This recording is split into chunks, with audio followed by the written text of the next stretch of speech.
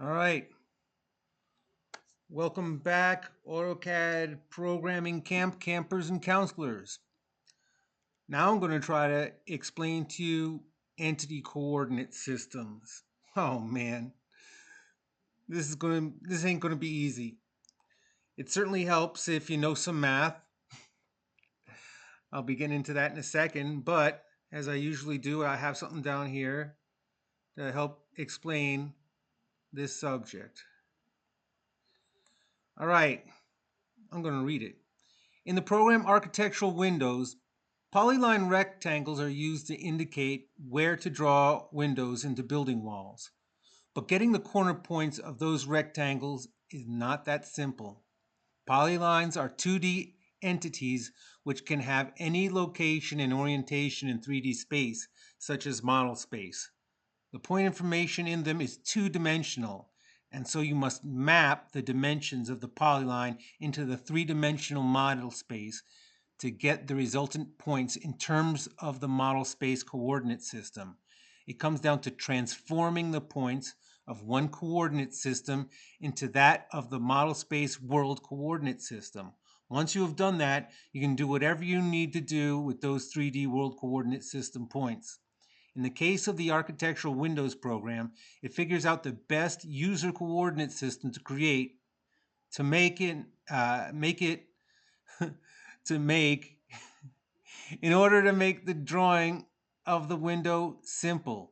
It creates an AutoCAD user coordinate system that is perfectly aligned to the rectangle in order to use the 3D solid box command to make the necessary geometry to construct the window frame and glass. The question is, what is the relationship, transformation that is, between the coordinate system of the polyline entity and the model space world coordinate system? It is the entity coordinate system. The entity coordinate system is determined by two datums in the entity's DXF. That's the info that is returned from the entget function. DXF code 210, called the extrusion vector, and DXF code 38, called the elevation. It really helps to be good at linear algebra and using matrices, because in the end, the entity coordinate system results in a 4x4 transformation matrix that transforms the polyline's 2D entity system points into coincident points in the model space's 3D world coordinate system. It's a bit complicated, but very interesting. Fortunately for you, I've written functions which handle all this. In particular, a function get ECS transform matrix get ECS transformation matrix, which calculates the ECS transform matrix, which allows points to be transformed from the points in the entity's DXF into the coincident points in model space's world coordinate system. Because this is fairly complicated in 3D, I have created a 3D drawing as well as a dialogue-based program called ECS Explorer to help explain it all to you with live 3D examples. The drawing code will be available on GitHub at a link in the video description. Please subscribe and like this video. Thank you so much. So let's get started. All right, here's the drawing I was talking about. And so I got some lines representing vectors here, uh, and these UCS icons here um, to help describe uh, these polylines. That's a polyline, that's a polyline, and that's a polyline, and they're all in different locations and uh, different orientations in this model space here. Okay, this is the origin of the model space. This uh, semi-transparent um, sphere is a unit sphere. It has a radius of 1. Okay, and inside this unit sphere, there are some unit vectors. I'm going to turn off this. As you can see, like here's a unit vector right here. There's another unit vector, and as you can see, they all have length 1 because that sphere has a radius of 1. They all have a radius of 1, those unit vectors, okay? And these unit vectors have coordinates which are mapped out by these dimensions here. So I'm going to turn off the unit sphere so we can take a bit better look at what's going on here. And so these unit vectors are all pointing to the polylines. All right, they're all perpendicular to the planes that these polylines are in. Okay, I got 4 examples. I got this one, which is in the same orientation as the world coordinate system, and then these other 3, they're all in different orientations from the world coordinate system, and they're all at different distances from the origin of the world coordinate system right here. Okay, and so I'm going to start out by telling you, in case you don't know, as it turns out, any infinite plane can be specified by a normal to the plane. Like, for example, the z-axis is always normal to the plane of this thing. Z-axis are the blue arrows here, okay? This is the x-axis, red, the y-axis, green, and the z-axis is always blue. And the z-axis is always perpendicular to the plane of the xy plane. All these things are drawn in 2D on an xy plane, but there is an inferred z-axis, just like on this circle here, just like on these, the square and this pentagon, which are coplanar. Okay, they occupy the same plane. And so, as it turns out, all you got to do to specify any infinite plane is with an extrusion vector, that is a vector that is perpendicular to the plane, and an offset from the origin of the world coordinate system. And so here you can see an offset. This hexagon is 5 units away. This plane is 5 units away from the plane, a plane that passes through the origin of the world coordinate system, which you see it has this grid turned on right now.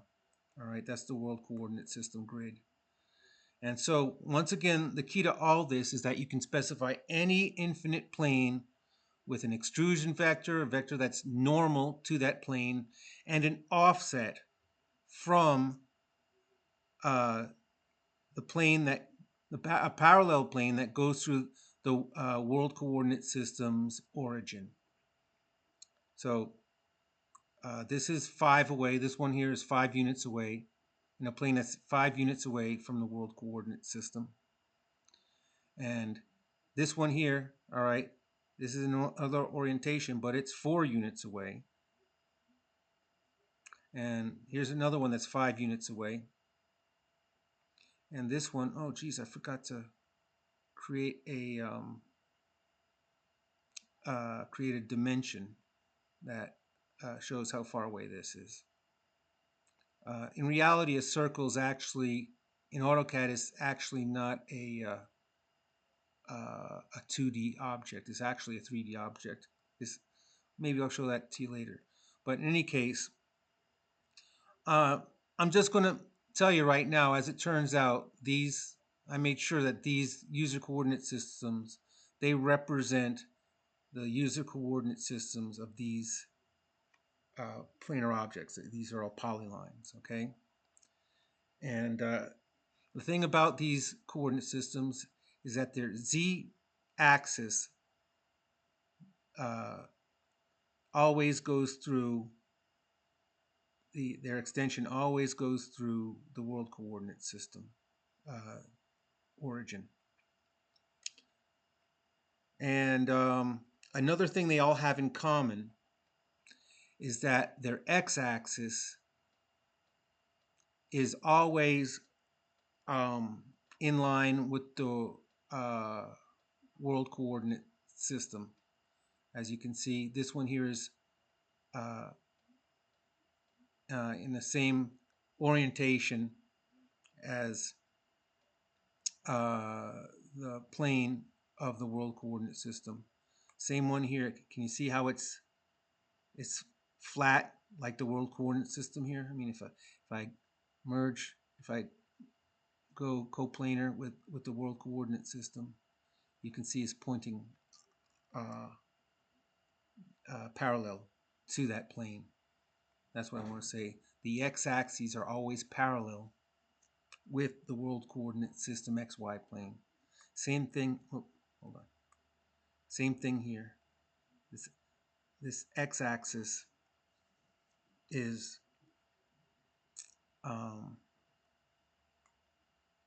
collinear, parallel, I guess, to the plane of the world coordinate system. So that's how these entity coordinate systems are determined in the end. And how do you determine with that information? You can figure out what they are. I got a function that does it, but I'm going to go through these one by one now. Okay. To clear things up, I'm going to start with this one. All right. I think that's ECS 1. So let me see here. All right, we got ECS 1 right here. And its extrusion vector is the same as the world coordinate system. That makes things pretty simple. All right. And so we're going to take a look at the points that are in the DXF of this this entity here and this entity here. See how they're different. And we're going to take a look at the points. Because this is in the same orientation as the world coordinate system, this plane is in the same orientation as the world coordinate system's plane. The points inside the data are going to be identical to those of its world coordinate system transform. So now I'm going to go into Visual Lisp and I'm going to load up this program I got here called ECS Explorer, Entity Coordinate System Explorer. And it does. We'll go through the code in a second, but I'm going to execute the program now, ECS Explorer. And first thing it asks you to do is to pick an entity, all right? So I'll pick this here. And first thing, it shows you three things. It shows you the things that are important in terms of transforming the points and the points itself, okay? And here's the DXF data from the entity. And here's the actual ECS transform that is involved, okay? It's calculated from this data, from the extrusion vector, and in this case it's 0, 0, 1. There's an extra 0 because it's a 4D transformation matrix, a 4x4 transformation matrix. Maybe I'll explain that to you some other time. All right, and then it has an elevation, which is DXF code 38. If we take a look around here, we should have 38 somewhere. There it is. Okay, there's DXF code 38. It's the elevation, and it's 0, 0.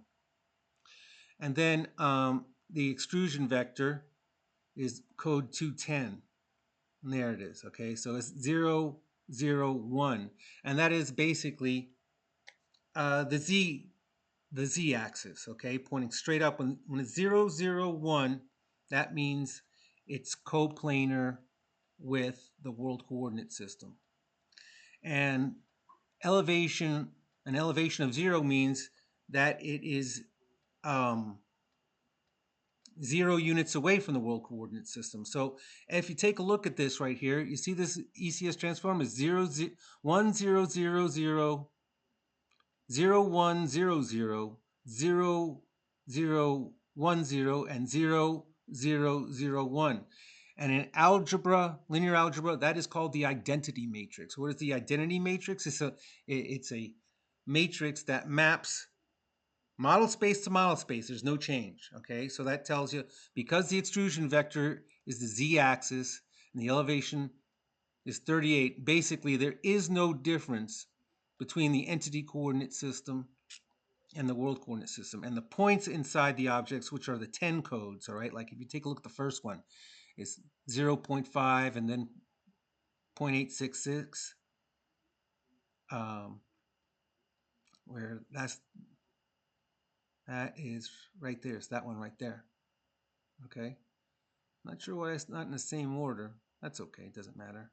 And then the second one is 1, and then this negative, this is actually, see that e to the negative 15? That's an exponent with, 0.000000000000000, and then 8666025, all right, which means it's basically 0.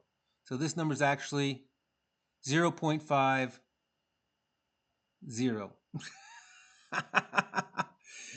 In any case, they map one right onto the other. Okay, there's a negative 0.5 somewhere. Let's see. There's the negative 0.51, and there's a negative 1. That's the one I drew it with. So there's a negative 1 in there. There it is. Okay, that's negative 1, 0, and this here is 0 as well because it's that e negative 16 exponent. AutoCAD sometimes has a small error, but it knows that that's 0. It's a little weird like that. I could have written that out with some extra code and had that be 0, but I got to get this stuff done. I got to get it done. I can't, if you wait until it's perfect, it'll never get done. But in any case, if you take a look at this here, all right, that's new. Okay, this program actually put that there. That is that is a user coordinate system, as the entity coordinate system, in fact, of this entity that I clicked on. When I click OK, it's going to go away. You see that? Now I'm going to do the same command on this one right here. And the only thing that's going to be different from that one is that this entity coordinate system is up here. All right. Notice that it's in the same plane as the polyline. And the entity DXF is the exact same thing, except for one thing. The elevation is 5. All right. And so look at the ECS transform. There's a 5 here. That 0005 represents this extra 5 altitude. Okay, but the individual points are the same because this is 2D information. There's that same negative 1 right there. There's that same 0.5. So it's the same point data. The difference between this entity and this entity is the elevation, and that's DXF code 38 right there. All right. I hope you're starting to get the idea about this. All right. Now we're going to go on to, and notice that, okay, that's what you got to notice about all this. All right. And now let's try a non-trivial example of this where the entity coordinate system's XY plane is not aligned with the world coordinate system's XY plane. So I'm going to turn off ECS1. I'm going to turn on ECS2 here. All right, so now this unit vector, which is it's 1, 0, 0. It's not 0, 0, 1 like the z coordinates, the previous one, which means that it's aligned to the xz plane. I'm sorry, the yz plane. Okay, is the axis is actually the world coordinate system's x-axis. And so now if we run the program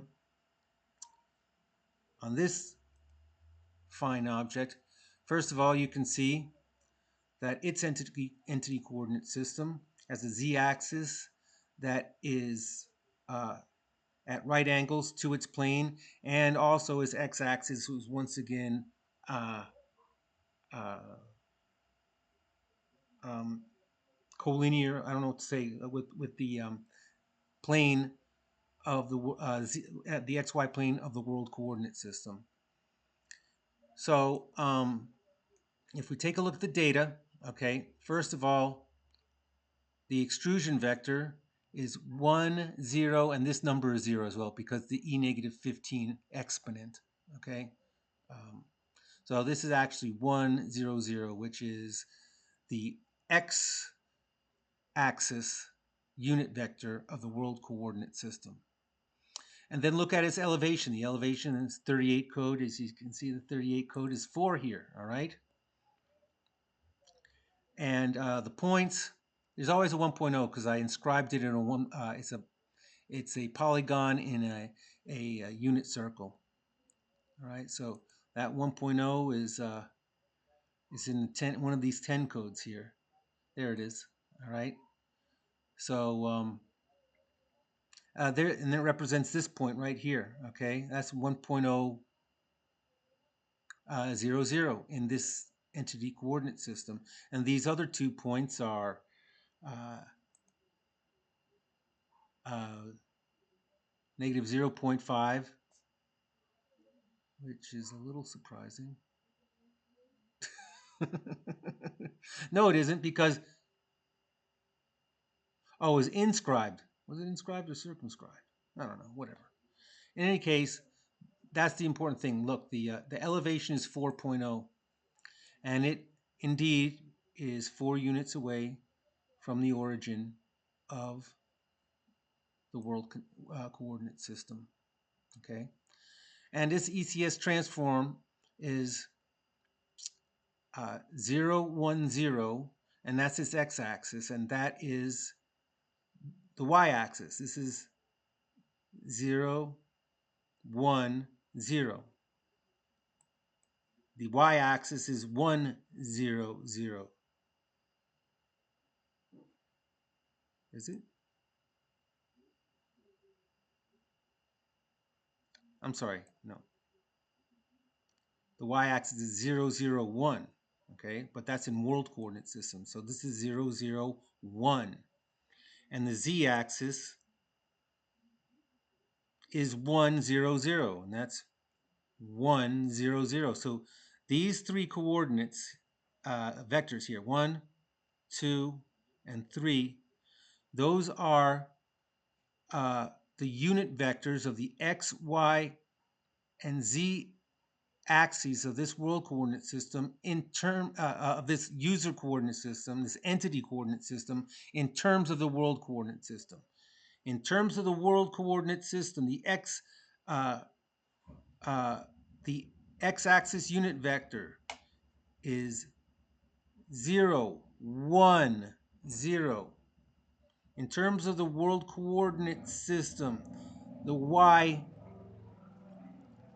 this entity coordinate system's y unit vector is 0, 0, 1. In terms of the world coordinate system, this entity coordinate system's z axis is 1, 0, 0, or 1, 0, 0 in terms of world coordinates. Are you starting to get this now? And also, its origin right here in terms of world coordinate systems is 4, 0, 0. You starting to get this? All right. The ECS transform these three numbers right here, that's its x unit vector. These here are its y unit vector. These three numbers here, over here, are its z unit vector. And these three numbers here is the offset of its origin. And all of these are in terms of the world coordinate system. That makes it a lot easier to understand, doesn't it? All right, let's go on to a little bit more complicated example.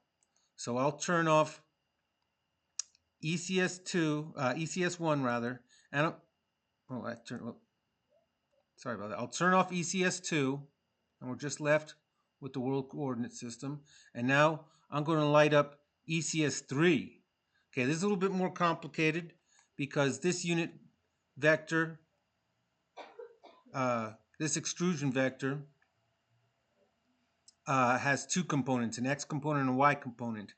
And it's 0.8, 0.6. And what do you know? This is a 3, 4, 5 triangle. Okay?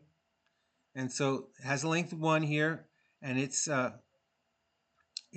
has 0.6, 0.8 extrusion vector. Okay? And that's this rectangle right here. Okay? It is perpendicular to this rectangle right here. And so let's run the program, which extracts that all the pertinent information on this one right here. All right, first thing is this extrusion vector, as you can see, and that comes from DXF code 210. There it is, 0.6, 0.8, and this number, because the exponent is 0. All right, just like it shows here, 0.6 x component, 0.8 y component, and 0 because it has no z component. And the elevation, which is from DXF code 38, where are you? Where are you, 38? That rascally 38, there it is, okay? It's 5. And if you take a look, sure enough, it is 5 units away from the origin of the world coordinate system. And remember, all you need is a vector, which is perpendicular to the plane, the infinite plane, and an offset from the origin of the world coordinate system. That's all you need in order to define an infinite plane. And then where those points are on that the points describe where the points of this 2D coordinate system are on that infinite plane. And as you can see, take a look at these points. This is a square, and I think this is, it has a length 2. All right, and take a look at this. It's 1.0, 1.0, 1.0, negative 1.0, negative 1.0, negative 1.0, and negative 1.0, 1.0. So you can tell very easily that's a square. All right, that's those points right here in terms of this coordinate system. Okay, and then if you take a look at the first column here, that is the extrusion vector, the z-axis of this coordinate system here. If you can see, it's 0.6, 0.8, right there. This vector here is always going to be the same as this one here. Hey, hold on a second. Yo, dude, yo estoy haciendo un video ya mismo. Yo voy a jugar con usted y tu chat en un rato, pero ya mismo estoy haciendo un video por YouTube, ¿ok? Bueno, man. Ok, dame unos 20 minutos, ¿ok? Okay. All right, gracias. Okay. All right. Okay, so where was I? So it's the same thing that's going on here.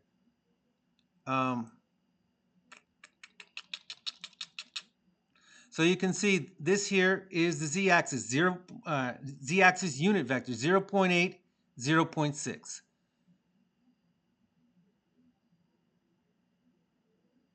Hmm?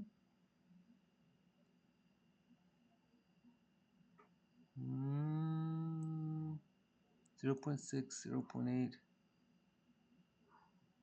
Oh, I'm sorry, this one here. This is the z-axis. It's x unit vector, y unit vector, z unit vector. So 0.6, 0.80, and here it's 0.6, 0.80, and 0. And then let's look at the x-axis. It's 0.8, negative 0.8, 0.60. As you can see, that looks about right. Negative 0.8, 0.6. And then the y unit vector is 0, 0, 1. 0, 0, 1. So I hope this is starting to make some sense. And the elevation is 5. See how it's 5 away from the world coordinate system origin? I hope this is starting to make some sense now. And now I'm going to show you the most complicated one, which has an extrusion vector which is fully 3D. So I'm going to say goodnight to ECS 3, and I'm going to turn on ECS 4. All right, now this is going to be a little bit different because the circle, at least in AutoCAD, is actually defined as a 3D entity, and I'll show you how that's different in the DXF. All right, so now this is the thing about this one here is that its extrusion vector has equal x, y, and z components, 0.5774 on the x, the y, and the z. All right, and so it's pointing straight out. If I can align myself there, it's pointing straight out with equal cosine, what do they call them? Cosine, direction cosines. All right, so we're looking straight down the pike of this the world coordinate system. All right, in any case. So now if we take a look at this one right here.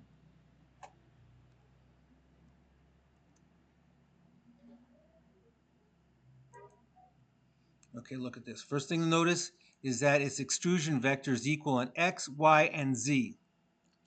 Now its elevation, well, it doesn't have an elevation. That's because in AutoCAD it's considered a 3D object. All right? It only has one point, okay, and that is the center point. That's 0, 0, and then 2.40, which is actually how far away it is from the world coordinate system origin. If this is 1 here, this is about 2, this is 2.4, believe it or not. And another thing to notice is that that point is 3D, okay? When it doesn't have an elevation and the points in the object are 3D, it's a 3D object as far as AutoCAD is concerned, okay? And here's the 10 code, and it has, it's not 2D, it's 3D, all right? And I don't even think it has a 38 code. It doesn't have a 38 DXF code, okay? And if you look down here, this is its user coordinate, it's some entity coordinate system right here, and it is coincident. Its origin point is coincident with the world coordinate system. The difference is that the 5 that it's away, the distances away, is not stored in an elevation DXF code. It's actually stored in the point, and it's just the Z. What do they call it? The Z component of the point. All right, so here you can see its ECS transform. And well, one thing you can see because of, well, first of all, you can tell that uh, the z unit vector is equal in all components, and it's the same as this, as I have stated before. And because this is fairly complex, you're not going to be able. Well, here you can see actually that the x-axis is collinear with the xy plane of the world coordinate system right there. And so let's go take a look. You'll see once I hit OK, this big guy will go away. All right.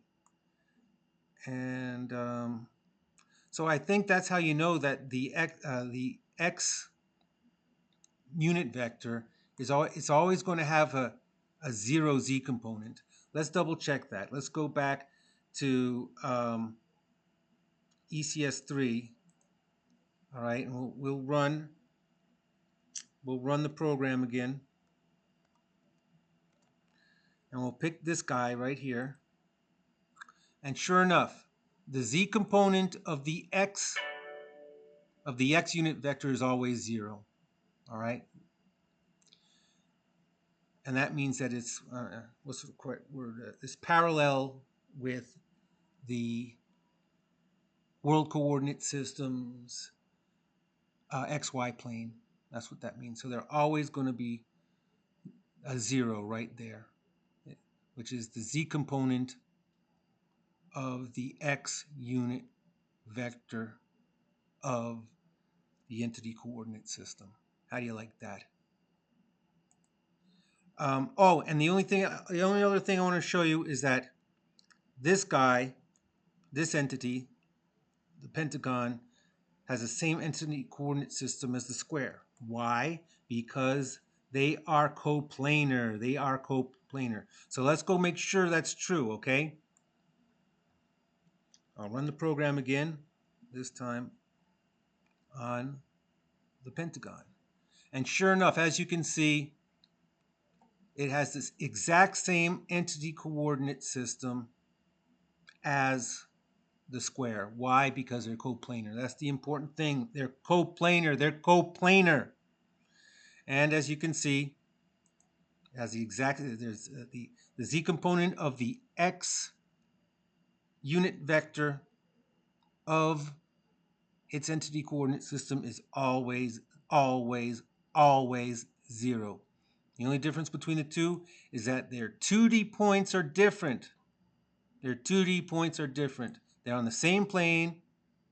Therefore, they have the same entity coordinate system, which means they have the same ECS transform. The same ECS transform works for the points on the square as well as the points on the pentagon. And well, that gives you a good feel for the entity coordinate system. Maybe we should take a quick look at the code. Yeah, let's take a quick look at the code that this program, this dialog runs on. So go back to Visual Lisp, and this is all the code right here. First thing that happens is that you pick a 2D entity. It gets the entity DXF. It gets the extrusion vector from the 210 DXF code. And then, oh, this just formats this to be put in the one of the list box in the dialog, okay? Then it figures out what the elevation is, and that's from the 38 entity DXF code. And this is just setting up a string to be put in to one of the list box of the dialog box. And then this code here gets the list of DXF code 10 points, and that, once again, is to put into the dialog.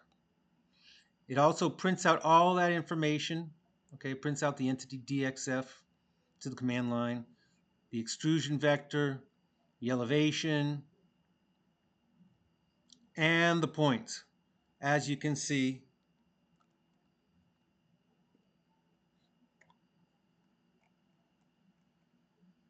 all right, there's an example of extrusion vector, elevation, points, all right?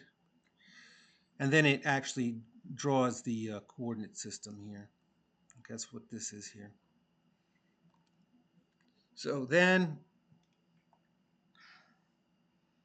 this puts all the entity DXF into that into a format for the list box. And it does that up to here as well. So I'll actually take this out here. I'll take that out. I'll take that out. This is a defund that I use in order to all that.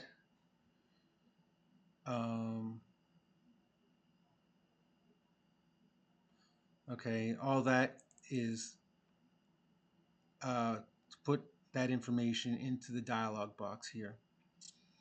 And then this code here actually inserts that UCS icon.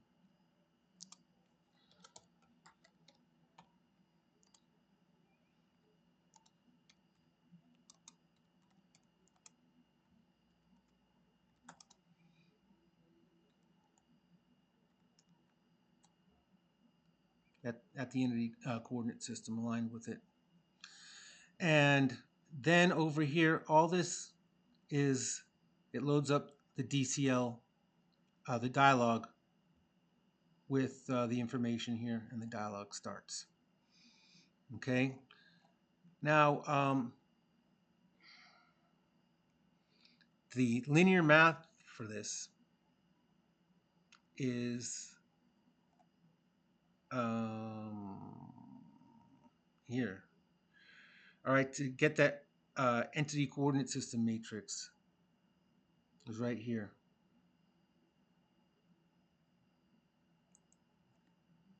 It's right here. The ECS transform matrix is a function get ECS transform matrix, and you pass it the entity. And that's it right here, okay? That's this function right here in my support functions. It gets the entity DXF first, figures out what the z-axis is from DXF code 210. This is if the z-axis is 1. That's a special case, okay? Because in this case, it doesn't know where to put the x-axis, because the x-axis could be in any direction, since the z-axis is already perpendicular to the world coordinate system. Okay, then it gets the elevation from the 38 axis DXF code. If the elevation is nil, that means it's a 3D. That means it's a 3D object, not a 2D object, and so it sets the elevation to 0. And then what it does is it puts in the x-axis here. All right, 0, 1, 2. This is x coordinate of the x-axis, y coordinate of the x-axis, the z coordinate of the x-axis. The same is true here. The y-axis and the z-axis, and then the elevation. It multiplies the z-axis by the elevation. The x component of the z-axis times the elevation.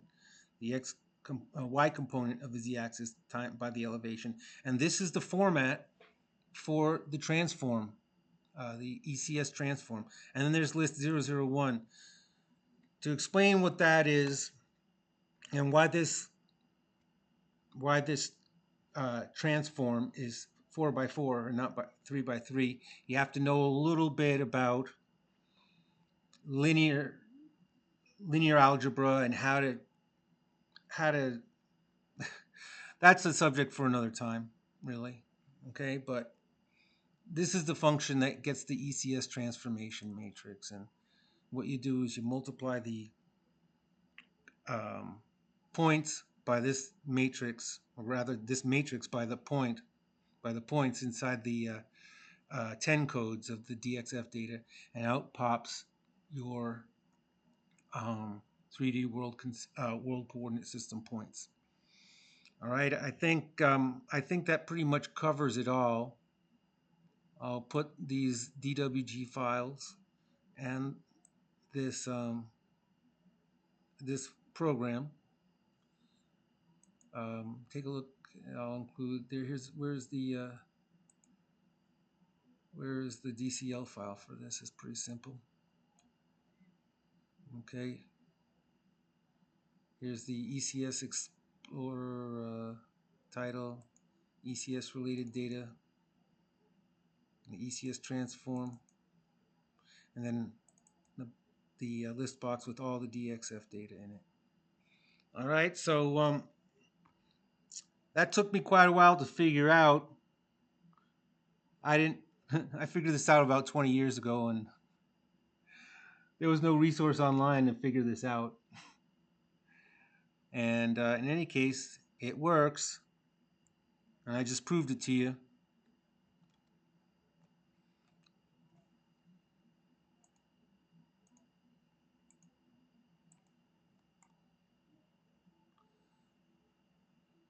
I hope you enjoyed it more than I did putting this all together. And please remember to give me a thumbs up or like or whatever they call it. Subscribe, please. That'd be really nice if you subscribed. And maybe even, what do they say? Click the notify button or whatever it is. And have a really, really, really nice night. Thanks for watching to the end.